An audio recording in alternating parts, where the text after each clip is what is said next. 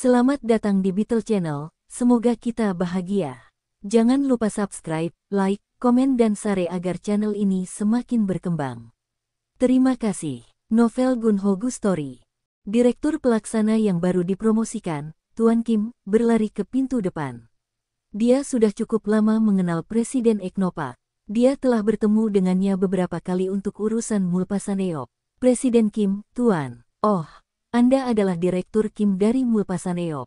Seseorang menyodok Direktur Kim. Saya sekarang adalah Direktur Pelaksana GH Mobile.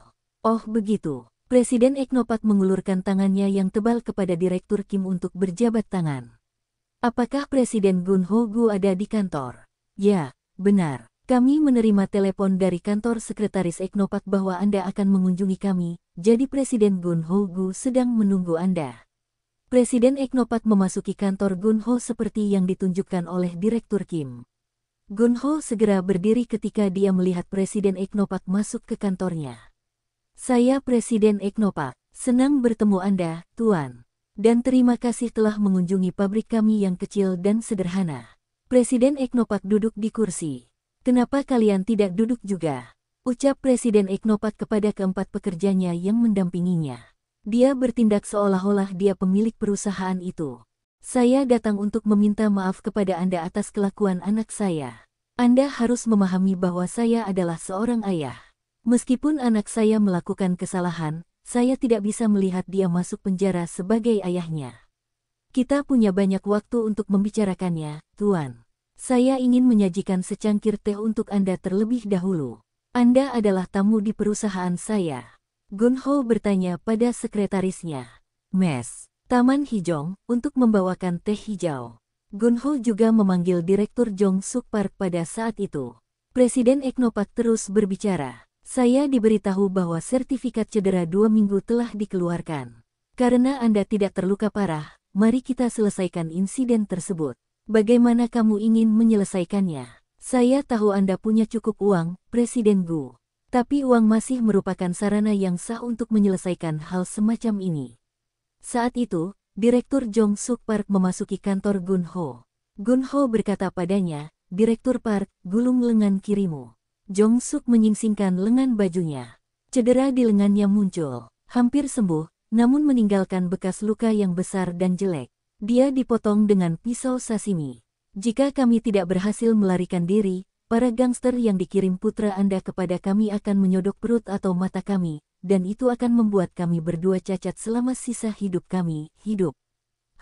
Presiden Eknopak tampak merasa tidak nyaman saat melihat bekas luka Jong Suk.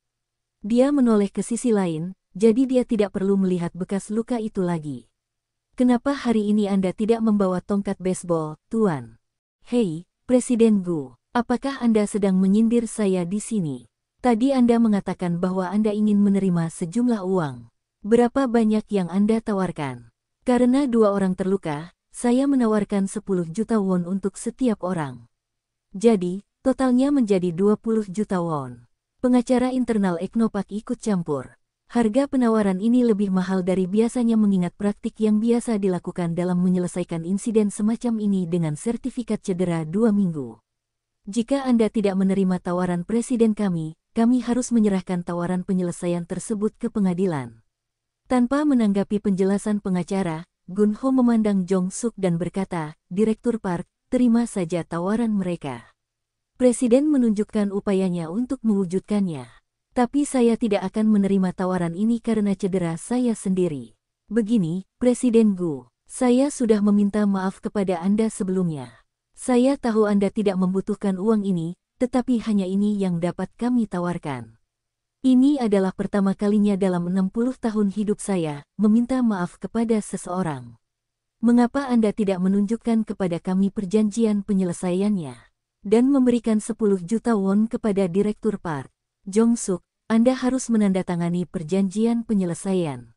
Jong Suk menandatangani perjanjian penyelesaian yang diserahkan pengacara kepadanya, dan Jong Suk mengambil amplop berisi 10 juta won di dalamnya. Bagus, Presiden Gu, ayo selesaikan kasusmu juga. Saya tidak mau, Tuan. Tidak ada jaminan bahwa Anda tidak akan melakukannya lagi. Mungkin Anda akan menghalangi bisnis saya untuk usaha patungan tersebut atau mencoba untuk menghukum mati saya lagi. Saya jamin hal seperti ini tidak akan terjadi lagi. Tidak, 10 juta won yang Anda tawarkan kepada saya adalah jumlah uang yang tidak akan berpengaruh apapun terhadap saya. Saya tahu Anda lebih kaya dari saya, tetapi saya punya beberapa 100 miliar won. Saya tidak membutuhkan 10 juta won. Ayolah, aku dengan putus asa memintamu untuk menerimanya. Saya tidak bisa. Pengacara yang memimpin tim hukum Eknopak kembali memberikan kontribusi. Kalau begitu, kami harus menyerahkan tawaran ini ke pengadilan. Setelah kami melakukannya, jaksa atau pengadilan akan meninjau kasus ini untuk kepentingan kami. Kalau begitu, lakukan apa yang harus kamu lakukan. Keheningan memenuhi udara untuk beberapa saat. Presiden Eknopak lah yang memecah kesunyian. Katakan padaku apa yang kamu inginkan dariku. Anda perlu menunjukkan kepada saya sesuatu yang membuat saya bersedia menandatangani perjanjian penyelesaian. Aku sudah meminta maaf padamu saat pertama kali datang ke kantormu hari ini. Saya menerima permintaan maaf Anda, tentu saja. Presiden Eknopak menutup mulutnya sebentar dengan tangan bersilang. Dia tampak sangat kesal. Dia mengerutkan kening. Tak seorang pun di kantor mengucapkan sepatah kata pun untuk sementara waktu, termasuk 3 personel yang mendampingi Presiden Eknopak, Direktur Pelaksana GH Mobile, dan Direktur Jong Suk Park. Keheningan memekakkan telinga dengan hanya suara batuk dari waktu ke waktu. Mari kita lakukan. Presiden Eknopak memecah kesunyian. Semua orang di ruangan itu memandang ke arah Presiden Eknopak. Semua ini terjadi karena pembentukan usaha patungan, jadi saya akan memberikan dukungan untuk usaha patungan Anda. Presiden lalu menyesap teh hijaunya. Tehnya sudah dingin. Mempertimbangkan insiden lain dengan perusahaan Mandong, perusahaan kami dapat membeli bahan mentah dari perusahaan patungan baru Anda. Dion Korea, daripada membelinya dari perusahaan Mandong. Sutradara, Dong Chan Kim, memandang Presiden Eknopak dengan binar di matanya. Eknopak menggunakan produk BASF, perusahaan kimia Jerman dan salah satu produsen bahan kimia terbesar di dunia untuk bahan bakunya, yang dipasok oleh perusahaan Mandong. Apakah Anda mengatakan Anda bisa mengganti bahan tersebut dengan produk Dion Korea? Itu benar. Gun Ho menutup matanya dengan tangan disilangkan. Saat ini kami membeli produk BASF senilai 500 juta won setiap bulan dari perusahaan Mandong. Jumlahnya 6 miliar won per tahun. Bagaimana menurut Anda, Presiden Gu? Apakah itu cukup?